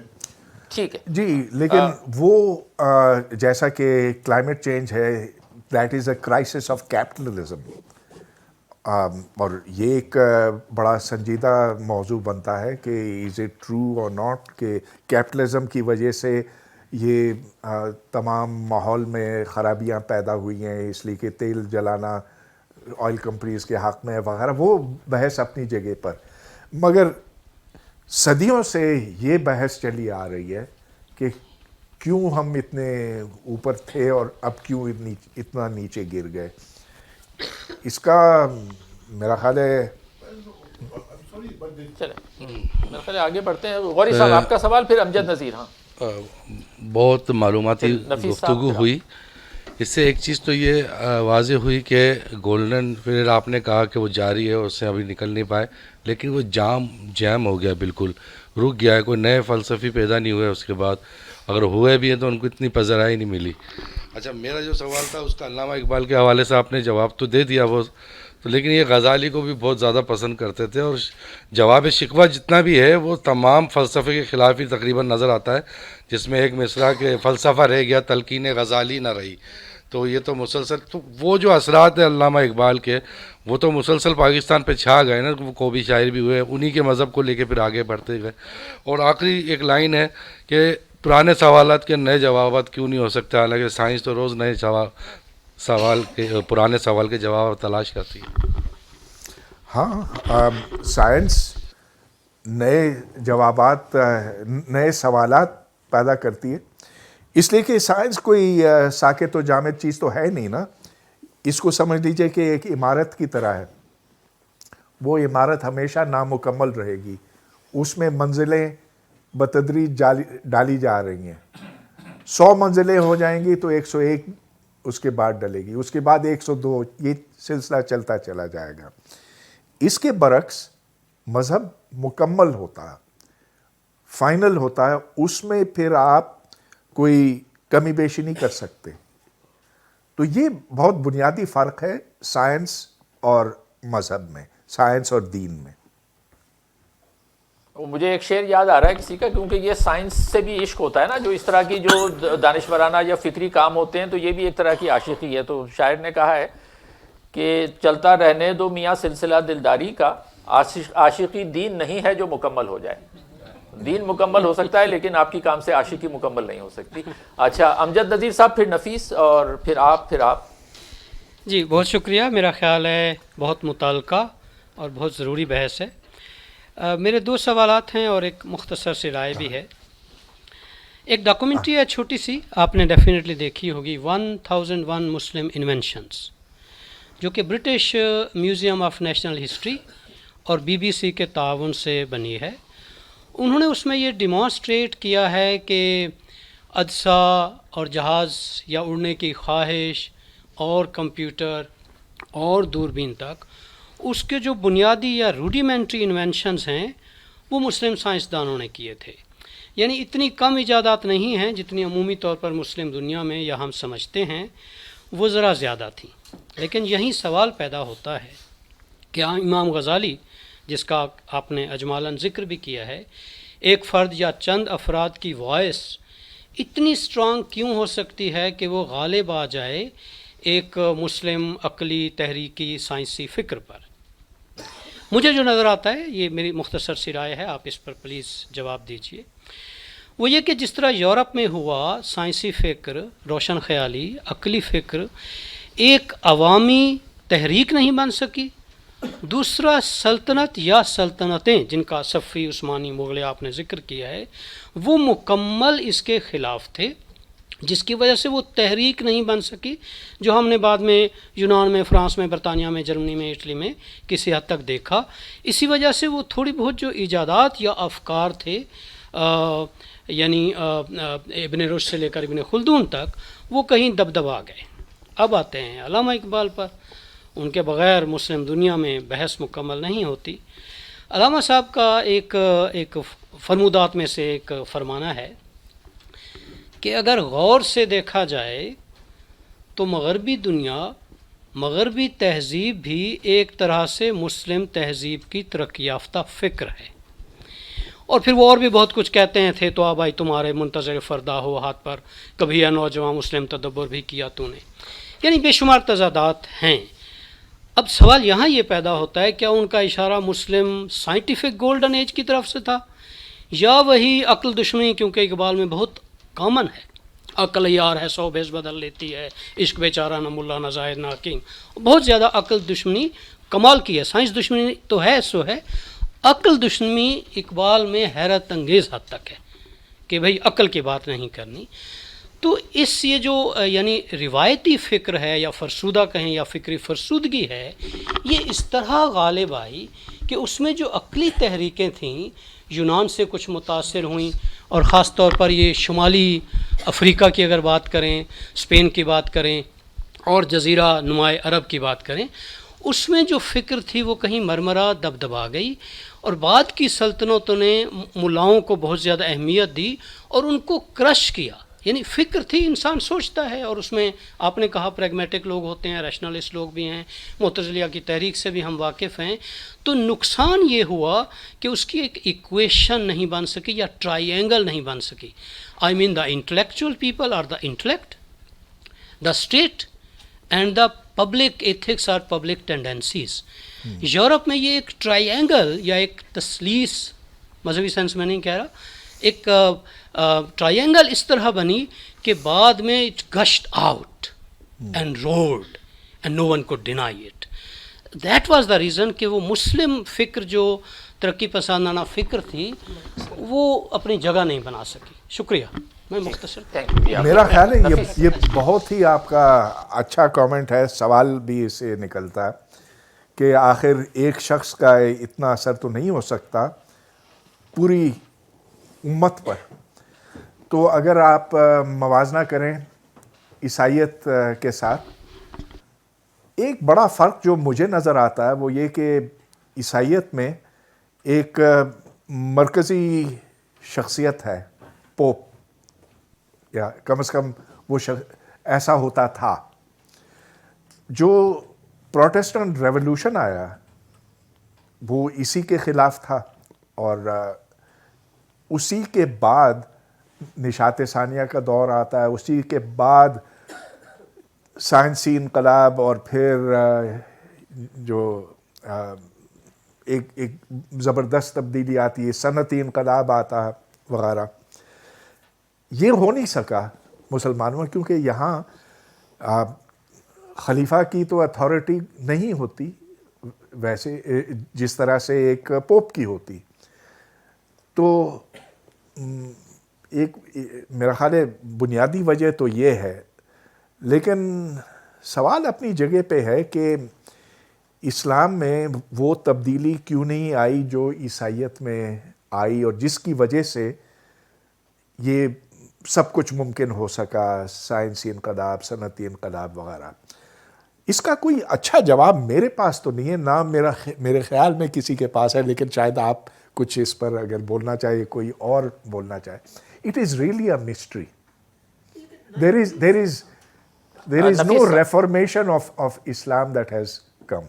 ہاں دیکھیں، بہت سے لوگ ہیں، جیسا کہ بہت سے نہیں ہیں، لیکن جب جدید دور شروع ہوا تو عرب میں کچھ ایسے فلسفی تھے جیسا کہ راشد رضا ہے، ترکی میں ضیاء گوکلپ، ادھر اس خطے میں سر سید احمد خان. سر سید احمد خان سے زیادہ روشن خیال تو کوئی نہیں ہو سکتا تھا، اور وہ میرے خیال میں تو ایک بہت ہی راسخ الاعتقاد مسلمان ہوتے تھے، اور تھے بعد میں بھی، لیکن ان کی سوچ میں بہت فرق آیا، اور انہوں نے جو اسلام کا ایک نظریہ پیش کیا وہ بڑا انقلابی تھا، لیکن وہ جڑ نہیں پکڑ سکا. نفیس صاحب، اصل میں 1 to 1 ڈسکشن نہ بنائے تو بہتر ہے. نفیس صاحب جی. شکریہ، بہت اچھا سیر حاصل گفتگو ہو رہی ہے، اور کئی ایک سوالات جو میرے ذہن میں تھے وہ سامنے وہ ان کے جواب بھی کچھ آ گئے ہیں. لیکن میں یہ محسوس کر رہا تھا کہ یہ جو بھی امام غزالی ہو گئے، یہ بھی ہیں، یہ ایک نمائندے کے طور پر ہیں. کچھ لوگوں نے یہ بات سامنے بھی لائے. اور پھر ہم یہ بھی دیکھتے ہیں کہ سوسائٹیز جیسے یونانی سوسائٹی بھی تھی، اس کی جو عروج کا زمانہ رہا وہ 200-300 سال تک چلتا رہا، پھر وہ ختم ہو گیا. اسی طرح یہاں بھی کیا یہ وجہ ہی بھی تھی کہ ایک حد تک پروگریس کے بعد، سائنٹیفک پروگریس ایک انسانی عمل کو ڈیمانڈ کرتی ہے نا، اس میں فالوئنگ نہیں ہے، اس میں ڈیمانڈ ہے کہ وہ لوگ ایکٹیولی کچھ انوالو ہوں، کام کریں، اور وہ جب اس ڈیولپمنٹ میں ایک اسٹیج پہ چلے جائیں تو ایک ڈیکیڈنٹ پوائنٹ شاید آ جاتا. اس کے بعد اس میں آگے کا اضافہ کرنا مشکل ہو جاتا ہے، تو پھر سوسائٹی واپس بیکورڈ ہونا شروع کر دیتی ہو. کیا یہ وجہ رہی ہو؟ اسی طرح پھر ہم یورپ کی جو رینیساں اس کے بعد یہ عمل ہے، یہ ہم دیکھتے ہیں کہ پچھلی تمام سویلائزیشن کے مقابلے میں کافی طویل عرصے تک جاری و ساری ہے، اور مسلسل ابھی بھی موجود ہے. اور وہ یہ بات کسی حد تک سمجھ گیا ہے، یہ ہماری انسانی سائنٹیفک ڈیولپمنٹ کی صورتحال غالباً ہے کہ جس میں وہ چینج کی جو ضرورت ہے اس کو وہ اہم سمجھتے ہیں اور کوشش کر رہے ہیں مسلسل. اور کب تک یہ سلسلہ چلے گا یہ وقت بتائے گا، مگر ان کا پیریڈ زیادہ رہا. تو کیا اس کی وجہ یہ ہے؟ تو امام غزالی کے پیریڈ کو اس کے ان معروضی حالات پر بھی اگر دیکھا جائے کہ وہ جو فکری اور عملی جو اضافے ہو رہے تھے، کیا وہ اس اسٹیج پہ پہنچ گئے تھے کہ پھر اس کے بعد ان میں امکانات کم رہ گئے تھے، کیونکہ آپ نے بتایا کہ وہ ایسے موضوعات پر بھی بحث کرنے لگ گئے تھے کہ انہیں جو غیر ضروری تھے. اور پھر جو چنگیزیوں کا ان کا جو حملہ ہوا اس نے مزید ان کو وہ کر دیا، اور وہ ہار بھی گئے. تو جب وہ ہارے تو ایک اور ان کے اوپر سرٹیفکیٹ لگ گیا کہ یہ جو تعلیم اور علم کے ذریعے جو کچھ کرنا چاہتے تھے اس نے ان کو وہ نتائج نہیں دی جو پہلے کے گولڈن ایج نے دیے تھے. غالباً یہ بھی رہا ہو. یہ میرے سوالات ہیں، میں محسوس کر رہا ہوں جو آپ کی سوال. اور ایک بات جو میں گولڈن ایج کے سلسلے میں اضافہ کرنا چاہ رہا ہوں وہ یہ کہ ہم غالباً گولڈن ایج کو اگر دیکھیں گے تو شاید اس طرح نہ دیکھیں گے کہ جو ترقی کسی ایج میں ہوئی وہ اپنے ایج کے بعد بھی آگے تک کہاں تک گئی. اس نے باقی معاشروں کو، جیسے گریک ختم ہونے کے بعد رومن نے ان سے فائدہ اٹھایا اور پھر مسلمانوں نے بھی فائدہ اٹھایا، وہ وہاں اسٹیٹک نہیں رہ گئے. تو یہ ایک میرے خیال سے بڑی اہم ان کی سپورٹ بنتی ہے کہ وہ گولڈن ایج کیوں کہا جائے. یہ جو چنگیزیوں کا جو ہے حملہ، وہ آئے، سب انہوں نے بہت علاقوں پہ قبضہ بھی کیا، اور پھر وہ معدوم ہو گئے اور آج ان کے بارے میں کوئی حوالہ موجود علاوہ اس کے کہ انہوں نے بہت فتوحات کی تھیں، یہ تو ہے، لیکن وہ پیچھے کیا چھوڑ کے گئے وہ کچھ بھی نہیں ہے. جبکہ انگریز یا مسلمان جو بھی ہیں انہوں نے جب فتوحات بھی کی اور اس کے بعد وہ سلسلہ معاشرے کی ترقیوں میں معاون اور مددگار ثابت ہوا. تو اس طرح سے میں اسے گولڈن ایج کاؤنٹ کرتا ہوں. تو کیا آپ سمجھتے ہیں؟ بہت خوب، بہت خوب، بالکل آپ نے صحیح کہا کہ منگولوں نے کوئی چیز پیچھے نہیں چھوڑی، کچھ دکھانے کو ہے نہیں. ٹھیک ہے، بڑی فتوحات تھی، اور لوگوں کے اور قوموں کے بارے میں بھی یہ بات کہی جا سکتی ہے. لیکن دیکھیں جو بنیادی بات ہے کہ اگر آپ یہ سمجھتے ہیں کہ ہمارے پاس جو علم ہے اس میں اب اضافہ نہیں ہو سکتا، وہ ساکت اور جامد ہے، وہ ہمیشہ ہمیشہ کے لیے درست ہے، تو پھر آپ کے اندر کبھی وہ خواہش اس سے باہر نکلنے کی ہوگی نہیں. ذرا یہ دیکھیے جس قسم کی تعلیم دی جاتی ہے مسلمان ملکوں میں، وہ گارنٹی کرتی ہے کہ بس حالات بدلیں گے نہیں. ذرا سوچئے کہ ہم بچوں کو کیا پڑھاتے ہیں اور کس انداز میں پڑھاتے ہیں. یہاں وسائل کی بات بالکل نہیں ہے، اور اگر آپ کو اس کا منہ بولتا ثبوت چاہیے تو ذرا برطانیہ کو دیکھیں، جہاں ہمارے بہت سے پاکستانی ہیں، انہوں نے چھوٹا پاکستان بنایا ہوا ہے. بنگلہ دیشی بھی ہیں، وہ ہم سے تھوڑا سا بہتر ہیں. لیکن اگر ادھر کے مسلمانوں کا مقابلہ کیا جائے دوسرے مذاہب کے ساتھ یا وہ جن کا دین نہیں ہے، تو پتہ چلتا ہے کہ کس نے کتنی ترقی کی ہے. اور اس کا سبب یہ ہے کہ جو بچوں کو گھروں میں تعلیم دی جاتی ہے وہ ان کے دماغوں کو بند کر دیتی ہے. جب تک ہم ان قدغنوں سے آگے نہیں نکلتے، ان کو توڑتے نہیں، تو یہی ہوگا. Every thing depends upon education, the kind of education. ویسے ایک چیز میں ایڈ کرنا چاہوں گا اس سے پہلے کہ آپ کے پاس جائیں، یہ سوال آپ کے جو پیچھے نا ان کو دے دیجیے گا مائک اب جی ان کو. لیکن ایک چیز میں ایڈ کرنا چاہوں گا نفیس صاحب، وہ یہ ہے کہ میرے خیال میں یہ سوچنا پوری طرح سے درست نہیں ہے کہ ایک تسلسل وہاں رہا، گریک کے بعد رومن اور رومن کے بعد آگے مسلمانوں نے لے. دیکھیں بیچ میں تقریباً جو ڈارک ایجز کا پیریڈ جو کہا جاتا ہے وہ ویسے ہی نہیں کہا جاتا. تاریخ دور جو ہے وہ کچھ لوگ کہتے ہیں 500 سال، 700 سال، 800 سال، 1000 تک. بعض لوگ کہتے ہیں کہ 500 سے 1500 تک رہا. جو کرسچینٹی کا نہیں، رائز آف کرسچینٹی کے ساتھ ساتھ جو کیتھولسزم ریلیجن کا جو بالادستی رہی پوپ کی اور مذہبی رہنماؤں کی، انہوں نے بڑا کرش کیا وہاں بھی. تو وہ تسلسل وہاں بھی نہیں رہا. وہ وہاں بھی 500-700 سال کا کم از کم ایک بڑا گیپ ہے جس کو پھر بعد میں مسلمانوں نے آگے چلایا، لیکن وہ گیپ وہاں نظر آتا ہے. معلوم چاہتا ہوں اس میں ایک بات دوبارہ گفتگو کر رہا ہوں. میرا مطلب یہ غالباً نہیں تھا، میں یہ کہہ رہا ہوں کہ ان تہذیبوں کا اثر آگے تک جاتا ہے، وہیں ختم نہیں ہو جاتا جیسے منگولوں کا ختم ہو گیا. وہ بیچ میں جو ڈارک ایجز آئی مجھے اس سے اختلاف نہیں ہے، مگر اس کا فائدہ اگلی قوموں نے بھی اٹھایا، یہ میں کہنا چاہ رہا تھا شاید. چلیں just building upon the point that you guys were discussing, how do we, all the examples that were given, it seems to me that the basic clash is on what is the definition of an ideal Muslim, or what should be the thought process of an ideal Muslim. And given that, as you have all pointed out, we don't have a single religious authority in Islam like a pope or anything, how do we take this forward then? Matlab, we understand that this is all done, done, historical ہو گیا, but how does it, جو آپ قدغن کہہ رہے ہیں اس کو کیسے ہٹائی جائے اب؟ What is the next process out there? How does it evolve from here on? Well, there was only one ideal Muslim and that was the Holy Prophet. اس کے بعد everybody is for himself. There are 1.5 billion Islams on earth today. اس لیے کہ کوئی pope نہیں ہے نا جو آپ کو بتائے کہ صحیح کیا غلط کیا. اور آپ یہ دیکھ سکتے ہیں کہ ادھر کے لوگ یہ سوچتے ہیں، ادھر کے لوگ ادھر کے مسلمان یہ سوچتے ہیں ان کا لباس ایسا ہے, وہ یہ کھاتے پیتے ہیں, ادھر کے اس کے بالکل برعکس ہے, یہ بالکل مختلف ہے.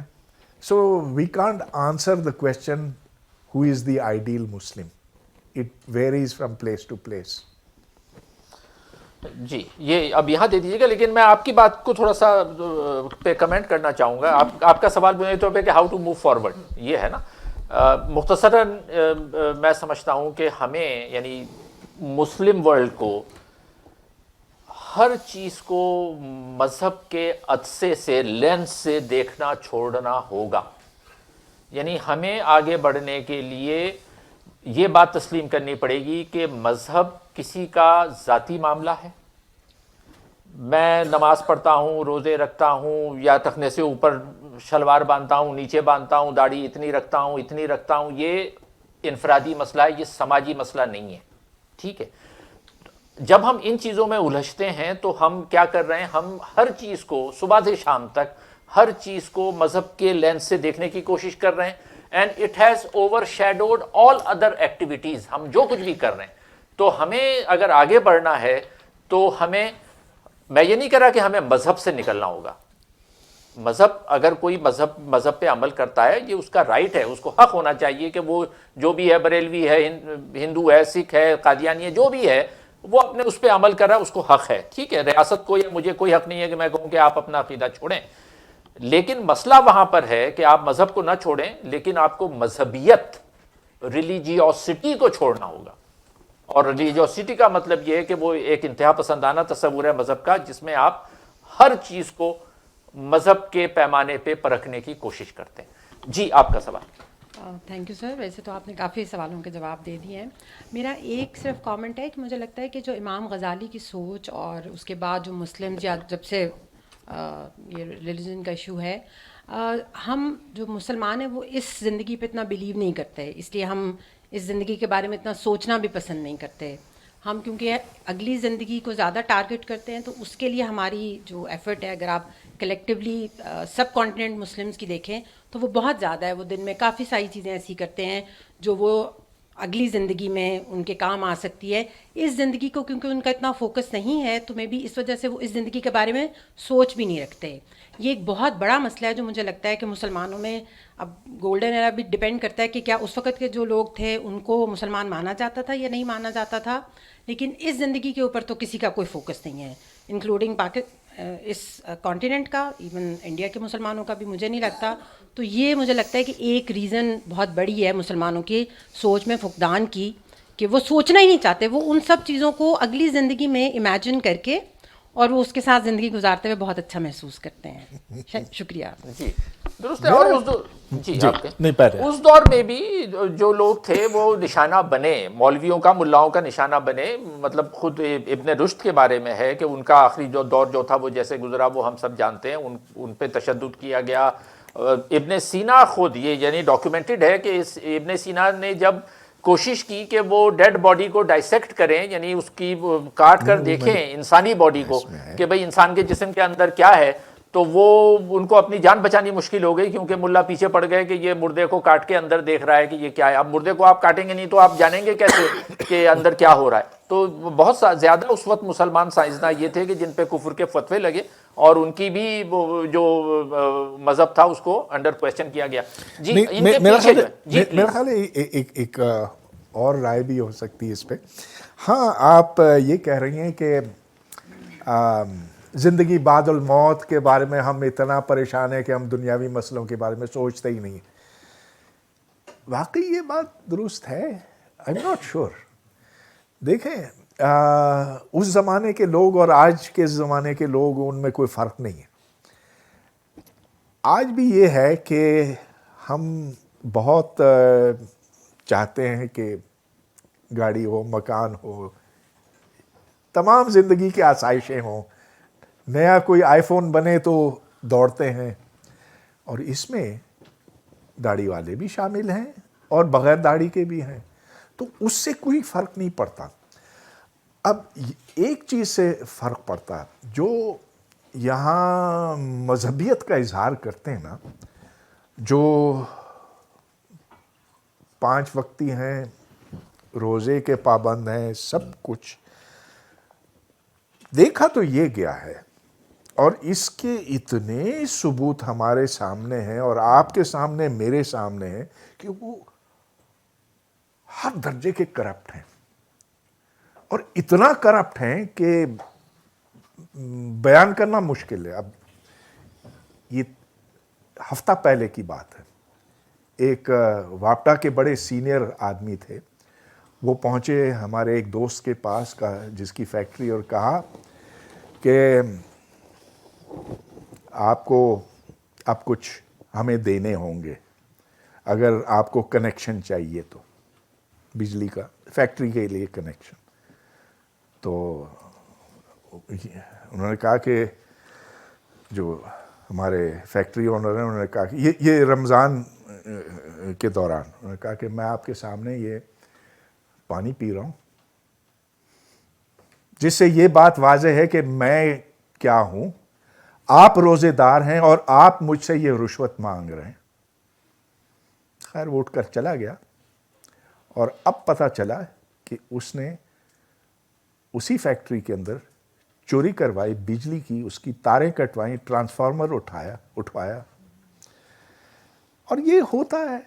अब मलिक रियाज जैसा शख्स जिसने करोड़ों नहीं, अरबों रुपए भी नहीं, डॉलर इस मुल्क से लूटे हैं, मगर वो बस सबका हीरो है इसलिए कि उसने जगह जगह मस्जिदें बनाई हैं। ये जो लाल मस्जिद में तबाही आई थी, उसने उसको असर नौ बनवाया। तो मेरा नहीं ख्याल है कि अल्लाह वाले हैं, दरवेश हैं। दरवेशों का काम ये नहीं होता। ये कैमोफ्लॉज है, एक तरह का मुनाफिकत की इंतहा है, यानी ये उसको लिबादे के तौर पे इस्तेमाल करते हैं लोगों को बेवकूफ़ बनाने के लिए, और जब तक लोग इस धोखे को नहीं समझेंगे कि ये इस्तेमाल किया जा रहा है, इसको उस वक्त तक नहीं निकलेंगे। जी आप नाम बता दें अपना। Hello sir, my name is Rafiullah, I am from Balochistan. Sir मेरा बुनियादी सवाल सर टॉपिक के नेचर पर है। सर मुस्लिम वर्ल्ड, पहले इनका sir I don't think there is something Muslim world. Sir जब कोई चीज़ है नहीं तो हम उसके मतलब ग्लोरी पर या इसके डिक्लाइन पर क्यों बात करें? सर अगर किसी चीज़ की बुनियाद मज़हब है तो हम कैसे एक्सपेक्ट कर सकते हैं कि ग्रो होगा, जिसकी बुनियाद ही मतलब साइंस के ख़िलाफ़ है, ये हुआ आर्ट लिटरेचर, तो हम कैसे एक्सपेक्ट कर सकते हैं? और वैसे भी मुस्लिम वर्ल्ड की अगर हम बात करते हैं, जब हम गोल्डन एज की बात करते हैं, तब भी इस्लाम का 80% हिस्सा जो है ना वो एक अरिस्टोक्रेसी के अंडर था। बलूचिस्तान, अफ़गानिस्तान के शाह को अब्बासिद ने सर बाय फोर्स बगदाद लेकर मुसलमान किया। ठीक है सर, आज भी देखें the crisis in Muslim world, I don't think there is any crisis in the Muslim world, क्योंकि आप गल्फ़ को देखें, अब आप देखें कि दुबई क्या क्राइसिस में है, on the other and Kandahar है, बलूचिस्तान है। क्या हम कतर कर सकते हैं कि कतर में क्राइसिस हैं? कतर में क्राइसिस नहीं है। क्राइसिस हैं तो बलूचिस्तान में है, क्राइसिस हैं तो अफ़गानिस्तान में है, तो मतलब चेचनिया, इन इलाकों में। There is nothing sir as think Muslim world, there is no golden age, no contemporary crisis. There is real politics, sir, and we should analyze it from the lens of real politics. बात आपकी बिल्कुल ठीक है। आप अब देखें, हमारा दिल बहुत रोता है गज़ा में जो हो रहा है उसके ऊपर, और वाकई रातों को नींद हराम होती है उसकी वजह से। अब तक 22,000 फ़लस्तीनी, जिसमें से अक्सरियत मुसलमानों की है, वो मारे गए। लेकिन जो यमन पर सऊदी अरब ने हमले किए, जो जंग वहाँ पर हुई, उधर बच्चों की तादाद ही कोई 22,000 है, सिर्फ बच्चों की तादाद, यमनी बच्चे जो ज़्यादातर मुसलमान हैं। तो बात आपकी ठीक है, मुसलमान पे जितना जुल्म किया है किसी और ने नहीं किया। लेकिन फिर भी अगर मुसलमान कहते हैं कि हम एक उम्मत हैं, तो आप तो उससे नहीं, उसको मुस्तरद नहीं कर सकते ना। अगर वो कहते हैं कि हम एक दुनिया, हमारी एक तहजीब है, there is a Muslim world, तो फिर आप कैसे उससे इनकार करें? देखें, अब इस बात मैं आपकी बात का जवाब देने की कोशिश करता हूं। जब हम यहाँ मुस्लिम वर्ल्ड हमने लिखा है तो इसका मतलब ये कि वो ममालिक जिसमें मुसलमानों की अक्सरियत है वो मुस्लिम वर्ल्ड है। इस्लामिक वर्ल्ड हमने नहीं लिखा है, ना उम्मा लिखा है। ये बात कही जा सकती है कि भाई देयर इज नो उम्मा, क्योंकि उम्मत की एक अलग डेफिनेशन है, लेकिन मुस्लिम वर्ल्ड कहने का मतलब ये है कि जैसे वो ममालिक जिसमें मुसलमानों की अक्सरियत है, उस लिहाज से तो एक मुस्लिम वर्ल्ड है ना। आप इस्लामी ना कहें लेकिन मुस्लिम तो कह सकते हैं आप। जी आपका सवाल, जी चले ठीक है, आपका सवाल। वैसे देखें, OIC जैसी चीज तो है ना, बिल्कुल, ऑर्गेनाइजेशन ऑफ इस्लामिक कंट्रीज। अब ये और बात है कि वो बेअसर है। इस्लामिक और मुस्लिम में फर्क है सर। अगेन यही बात है सर, एक है। अच्छा, माइक के बगैर ना बोलें क्योंकि किसी को कुछ समझ में नहीं आएगा। सर इस तरह कोई चीज़ है नहीं सर। होता तो आज दुबई और बलूचिस्तान में फ़र्क ना होता सर, इस्लामाबाद और बलूचिस्तान में फ़र्क ना होता सर। ऐसा कोई चीज़ है ही नहीं सर जिसके हम तो नहीं, आप क्यों कंफ्यूज कर रहे हैं? आप यूनिफॉर्मिटी को वर्ल्ड से कंफ्यूज कर रहे हैं। आप जो बात कर रहे हैं ना कि आप ये कहना चाह रहे हैं कि there is no uniformity sir. Faith की बुनियाद पर आप सिविलाइजेशन नहीं वर्ल्ड अगर हम कर कहते सकते हैं ना। कि मुस्लिम वर्ल्ड, तो मुस्लिम वर्ल्ड का मतलब ये नहीं है कि मुस्लिम वर्ल्ड यूनिफॉर्म है, हर जगह एक सर आपने एक बात की कि हमें रिलीजन छोड़ना चाहिए, रिलीजियोसिटी नहीं, मैंने ये बिल्कुल नहीं कहा। नहीं सर सॉरी, आपने कहा रिलीजियोसिटी छोड़नी चाहिए, रिलीजन नहीं। देखो, महमूद और अयाज दोनों मुसलमान हैं कि नहीं? सर एक बात आप मुझे सर एक में सर, जिस चीज़ की बुनियाद ही सर अरिस्टोक्रेसी हो, ऑपरेशन हो सर, बस मैं कुछ बस चलें। वो पीछे कुछ बच्चियां पूछना चाह रही हैं, उनसे ले लें, पहले बच्चियों को दे दें। अच्छा आपका सवाल नहीं हुआ? आपका सवाल रह गया। Thank you very much. Dr. I just have a question, as like you are an educationist as well, an intellectual as well, and I really appreciate whatever you are doing here. And I believe that from the crisis you mean intellectual and cognitive crisis in Muslim world, you know, like it's the intellectual crisis we are talking about. Political, economic as well. So, okay, Yes. fine. Because All of they are them. the subsets of the Yeah. intellect. Yeah. So, in your opinion, given a choice, what are the step 1, 2, 3 which we should take individually or collectively to basically get out of this crisis, you know? Very simple. Be like the rest of the world. Think like the rest of the world. अब Vietnam को America ने कूट के उधर मुनहदम कर दिया, उधर बस मलबा रह गया था। They rebuilt themselves from scratch. आज एक नॉर्मल मुल्क बन गया और नॉर्मल से भी ऊपर उठ रहा है। अमेरिका का बिगेस्ट ट्रेडिंग पार्टनर है, और अमेरिका का सबसे बड़ा ट्रेडिंग पार्टनर भी बन गया साउथ ईस्ट एशिया में। तो इसके लिए हमें दुनिया के साथ साथ चलना चाहिए, और जो नज़रियाती कदगने हैं ना, इनको एक तरफ कर देना है, और कोई रास्ता नहीं है। जब दिमाग खुलेगा तभी तरक्की की राहें खुलेंगी। बहरहाल मैं इनकी बात से थोड़ा सा इख्तिलाफ करता हूँ। इससे पहले कि हम पहले सवाल पे जाए, मैं इसलिए इख्तिलाफ करता हूँ कि ये कहना कि हमें दूसरी बाकी दुनिया के साथ हो जाना चाहिए, तो मेरा जहन में सवाल फ़ौरन ये आया, क्या हमें चीन जैसा हो जाना चाहिए जहाँ इज़हार राय की आज़ादी नहीं है? क्या हमें अमेरिका की तरह हो जाना चाहिए जिसने इराक़ और अफगानिस्तान पे हमला करके लाखों मिलियंस को मार दिया? क्या हमें रूस के जैसा हो जाना चाहिए जिसने यूक्रेन पे हमला किया हुआ है? क्या हमें इंडिया की तरह हो जाना चाहिए जहाँ हिंदुत्व फैलाया जा रहा है? क्या हमें इसराइल की तरह हो जाना चाहिए जो गजा में तबाही फैला रहा है? तो ये कह देना कि हमें दुनिया के साथ हो जाना चाहिए, इसमें ज़रा क्वालिफाई करने की ज़रूरत है। बड़ा अच्छा आपने कहा। हाँ। देखें, अमेरिका, इसराइल, रूस, चीन, ये सारे यूरोप पूरा, इनमें वो आइडियोलॉजिकल कदगने नहीं है ना, इसीलिए वो आगे बढ़ सके। तो फैला रहे हैं, तब वो तो हर मुल्क चलें, कुछ ना कुछ ये एक दूसरी गुफ्तगू है। वो अलग। जी बच्चियां, वो पीछे बच्ची पूछ रही थी। Thank you so much, first of all, for a very interesting and enlightening discussion. I wanted to ask, so you talked about how the Reformation within Christianity was very much interlinked with the Renaissance, and we know that Martin Luther's 95 Theses, they were like simultaneous with humanism and all of that, which led to the Renaissance. So one would then think, if we look at it from a macro sociological perspective, that you require reform in religion for a general reform in thought. And that makes sense because before we had modern organized nation states like we do today, religion was the most pervasive ideological apparatus, right? Except that can't exactly be true, because if you look at Jewish scientists, for instance, there was no, not to my knowledge at least, sort of reform within Orthodox Jewish religion, which is very similar to Islam in that it is a monotheistic religion. Yet you have very famous, very well-known Jewish scientists, Niels Bohr, you have Oppenheimer, nuclear bomb, you have Albert Einstein. So it would seem like, no, it's not that you need that reform in religion. What then would be the macro sociological shift that the Muslim world is then missing, that is keeping us from having this golden age come again? That's a brilliant question.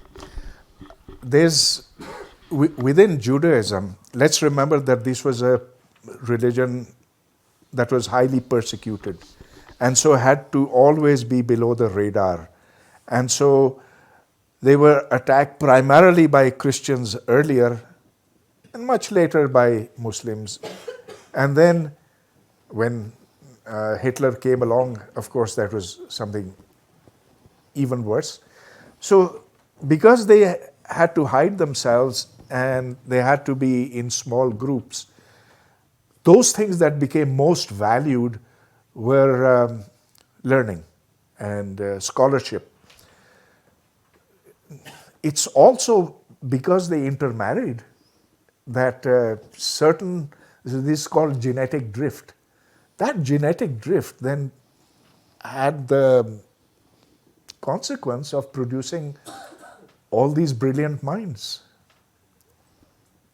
I think that Judaism is different from, so in terms of its history, it's very different from both Christianity as well as Islam. And one more point, I mean, we should keep in mind, we should not also idealize Protestantism or Martin Luther himself also. Because at that time, Martin Luther himself, if you go into the details, he was also against peasants' uprising that were going on at the same time in Europe. وہ کہتا تھا کہ اس کو suppress کرو, کسانوں کو مارو, ان کو کوئی ضرورت نہیں ہے حق دینے کی. اچھا, اس کے ساتھ ساتھ جو there were other Protestant leaders also, most of those Protestant leaders, they were highly religious people and narrow-minded people. تو اس کا یہ تو کنٹریبیوشن تھا پروٹیسٹنٹزم کا کہ انہوں نے کیتھولک جو اتھارٹی تھی اس کو چیلنج کیا, لیکن اس کے ساتھ ساتھ اگر آپ ڈیٹیلز پڑھیں گے نا تو یہ بھی کچھ زیادہ بہتر نہیں تھے. اس کا واحد کنٹریبیوشن پروٹیسٹنٹزم کا یہ تھا کہ اس نے کیتھولکزم کی اتھارٹی کو چیلنج کر کے وہ کرمبل کر دیا پورا, وہ تھا. لیکن یہ لوگ بھی کوئی آئیڈیل نہیں تھے. جی ہم میرے خیال ہے کلوز کرنا ہے, 5 منٹ آخری 5 منٹ. جی I think we don't have to pass a value judgment on اچھا کون برا کون, لیکن جب کوئی گروپس ہوتے ہیں نا جو عتاب میں ہوتے ہیں, تو جیسا کہ شیعہ اگر دیکھا جائے, ایران میں جو سائنس ہے اور جو سنی ملکوں میں بہت بڑا فرق ہے. Iran is not an advanced country scientifically, but it is way ahead of Pakistan or Bangladesh or Malaysia or Indonesia, because Shias have traditionally been very much amongst themselves. یہی بات آپ احمدیوں کے بارے میں کہہ سکتے ہیں. There's an Ahmadi Nobel Prize winner. And how is it that there is a greater amount of respect for learning among Ahmadis? It's because they're a persecuted community. So somehow persecuted communities produce more intellectuals. Aren't we 252 million persecuted? اچھا چلیے. لیکن ایک اس میں پہلو یہ بھی ہے, ہم 5 منٹ میں کلوز کر رہے ہیں, آپ اور آپ کے 2 سوال آخری لے لیں گے, لیکن میں اس میں ایڈ یہ بھی کرنا چاہوں گا کہ جو سائنٹیفک اور ٹیکنالوجیکل ڈیولپمنٹ ہے اس کو بھی کریٹیکلی دیکھنے کی ضرورت ہے. اس پہ بھی کافی لکھا گیا ہے. ماڈرنٹی پروجیکٹ پر کویشچن کیے گئے ہیں. پہلی اور دوسری جنگ عظیم میں جو کروڑوں لوگ مارے وہ مسلمانوں نے نہیں مارے. اسٹالن مسلمان نہیں تھا, ہٹلر مسلمان نہیں تھا, اس وقت جو سب سے زیادہ 20ویں اور 21ویں صدی میں دنیا میں ملینس آف لوگ مارے گئے ہیں وہ مسلمانوں نے نہیں مارے, یہ ان لوگوں نے مارے جو سائنس اور ٹیکنالوجی کی انتہا درجے پہ تھے. تو جب ہم انٹلیکچوئل فریڈم اور سائنس اور ٹیکنالوجی کی بات کرتے ہیں تو اس کو ہم صرف ایک سنگل یونی ڈائمینشنل اس میں ہمیں نہیں دیکھنا چاہیے, اس کو بھی کریٹیکلی دیکھنا چاہیے کہ سائنس اور ٹیکنالوجی کو استعمال کن مقاصد کے لیے کیا جا رہا ہے. اب یہودیوں نے اتنے نوبل پرائز بے شک جیتے ہوں گے, لیکن وہ نوبل پرائز جیتنے سے ان کے گناہ دھل نہیں جاتے. وہ دنیا اس وقت جو ہے وہ دنیا کے سب سے بڑے ولن میرے خیال میں اسرائیلی ریاست ہے جو یہ سب کچھ کر رہی ہے. تو یہ بڑی ملٹی ڈائمینشنل چیزیں ہیں, یونی ڈائمینشنل نہیں ہیں. جی دو سوال ہم آخری لیں گے, آپ کا اور پھر آپ کا. جی اچھا جی, دیکھیں یہ 1 2 3 امیجن کریں کہ ایک باکسنگ میچ, باکسنگ فائٹ ہو رہی ہے, right. Loss of empire, Muslims نے اپنے امپائرز لوز کیے, پھر کولونیلزم, ٹھیک ہے نا جی. اب ہم دبے ہوئے ہیں, ویسٹ جو ہے اسینڈنٹ ہے, اور ہم سرچ کر رہے ہیں, یہاں بھی ہم سرچ کر رہے ہیں, اور ویسے بھی ایک اینگسٹ اور سرچ اور یہ مسلم کنٹریز میں ہے. اور پھر ہم ڈھونڈ رہے ہیں کہ جی ہماری آئیڈینٹی کیا ہے اور ہم کس طرح سے مختلف ہیں تاکہ ہم انسپائر ہوں اور ہم اس ہول سے نکلیں. تو وہ جو آئیڈینٹی کی تلاش میں ہم پھر وہ اوریجنل, وہ فنڈامنٹلز پہ چلے جاتے ہیں اور ریلیجس چیزوں پہ چلے جاتے ہیں, کیونکہ ہم وہ اس کو گریب کرتے ہیں ٹو بی ڈفرینٹ. تو کیا یہ وجہ ایک ہو سکتی ہے کہ ہم اس پہ بس اڑے ہوئے ہیں کہ نہیں جی وہ چیزیں جو ہیں وہ ضروری ہیں, وہ ہمیں مختلف کرتی ہیں, اور ہم ایکچولی ہمارا فیلئر اس لیے کیونکہ ہم بھٹک گئے ہیں اور وہ چیزیں ہم نے چھوڑ دی ہیں. کیا یہ سیکوینس ہے جو وجہ ہو سکتی ہے؟ بالکل ایک رائے یہ ہے, مولانا مودودی کا یہی کہنا ہے کہ اگر ہم ایمان کی رسی کو تھامے رکھیں تو ہم عظمت کی طرف دوبارہ لوٹیں گے. لیکن دیکھیں وہ ہمیں پتہ ہے کہ ایک کہیں ہمیں نہیں پہنچائے گا. جہاں تک کلونیلزم کی بات ہے تو ہندو بھی محکوم تھے, مسلمان بھی تھے, لیکن تقسیم کے بعد ہم نے دیکھا کہ وہ لوگ کہیں اور نکل گئے, ہم جہاں تھے اس سے تھوڑا پیچھے اب اور ہوتے چلے جا رہے ہیں. اور اس کی وجہ تو مجھے یہ نظر آ رہی ہے کہ بنیادی طور پر ہم ماضی کے خواب دیکھتے ہیں, اور ہم اس گولڈن ایج کے خواب دیکھتے ہیں جب ہم کہنے کو بڑے اچھے مسلمان تھے. لوگ یہ بھول جاتے ہیں کہ ان خلیفاؤں کے درباروں میں ناچ اور گانا اور شراب چلتی. اچھا, اسی لیے مولانا مودودی یہ کہتے ہیں اپنی کتابوں میں کہ تاریخ کا مطالعہ نہیں کرنا چاہیے کیونکہ وہ آپ کو بھٹکا دے گا. جبکہ انہوں نے خود تاریخ پر اچھا خاصا لکھا ہے. جی ایک آخری سوال. السلام علیکم doctor Mahmood, doctor Hoodbhoy, thank you very much for this discussion, this was very nice. میرے 2 سوال ہیں, ایک کا جواب مختصر ہوگا, دوسرے کا مے بی زیادہ طویل ہو جائے. جو میرا پہلا سوال ہے وہ یہ ہے کہ آپ نے وہ تیر کی وہ رفتار کی پروان کی پیشن گوئی کے بارے میں ایک آپ نے پیرابل آپ نے دہرایا تھا. تو جو تھا میرے خیال سے کیا تھا کہ آپ دیکھ سکتے ہیں کہ وہ جا رہی ہے تیر, لیکن آپ اس کے انتقام تک پہنچنے کی پیشن گوئی نہیں کر سکتے. تو میرا سوال یہ ہے کہ don't you think this is inspired by zero's parable which is the Zeno's paradox, which is like the arrow can only ever travel halfway to its destination but it can't ever reach it. Do you think this is inspired somehow? Well, first of all, Zeno's paradox was an intellectual curiosity because everyone knows that the hare will outrace the tortoise and the arrow will reach the target. یہ تو پتہ ہے. تو I don't think it's inspired by that. یہ ہے کہ آپ کسی چیز کی پیشن گوئی نہیں کر سکتے because the moment you say that the forces of nature run the universe, then you don't leave room for God. اب جو ماڈرن سوچ ہے وہ یہ ہے کہ those forces of nature were made by God and God doesn't have to be in everything. God doesn't order that this bottle of water will fall down. He made gravity. The gravity will take care of that. जी अगला सवाल. अगला सवाल ये है कि I want to get your opinion on this कि earlier हमारी discussion ये हो रही थी कि why is it that in the imperial period European empire civilisations continue to innovate लेकिन मुस्लिम civilisations in the imperial period did not. Okay, तो इसकी एक एज अ मॉवियन व्यू मैं कहना चाहूँगा कुछ इस तरह के कि इन दी imperial period जब मुसलमान civilizations and the conquered lands जो थे, जो उनके conquered lands थे वो ज़रखेज़ थे.